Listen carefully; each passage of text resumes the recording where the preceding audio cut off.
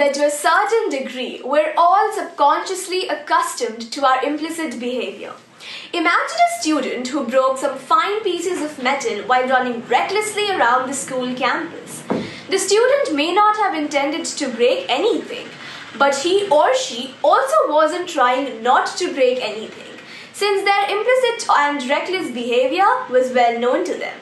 This is the analogy that makes me believe that though the cases in which unconscious biases occur are various, especially racism, and thus subject to deeper scrutiny, I argue that the complete rejection of moral responsibility and their influence on behavior is false. Unconscious biases are learned stereotypes about certain groups of people that are formed outside of conscious awareness. They're automatic, some say unintentional, but most importantly, deeply ingrained in our beliefs and have the immense ability to affect human behavior.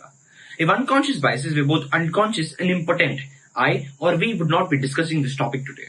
But as we all know, these biases have a very strong potential to influence our daily life and human behavior in obviously the wrong manner. In my opinion, an unconscious bias is just like a mistake. It may be forgiven, forgotten, or even excused, but the damage is already done.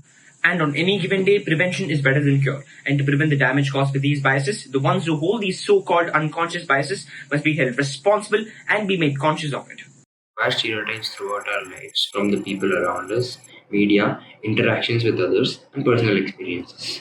We are constantly acquiring information that affects our perspective about this world, and we cannot eliminate it completely because it has been imparted into our unconscious minds through years and years of stereotypical upbringing.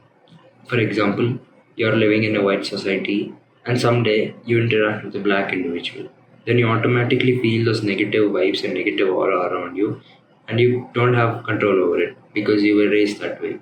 And a person can never be blamed for something which they don't know about. I completely agree with you, Srijan. If I were raised in the West, I would have learned that being white is better than being non-white, even if I were not consciously aware of the fact that I was learning it or consciously believe it is false. I would have been conditioned to believe it. Like all isms of domination, if you are in a position of power, you will struggle to see that race plays a very important role in people's day-to-day life because it will mostly be invisible to you.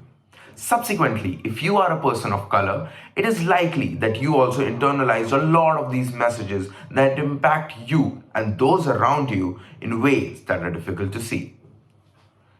Now we've heard both the arguments, and both seem fairly plausible, don't they?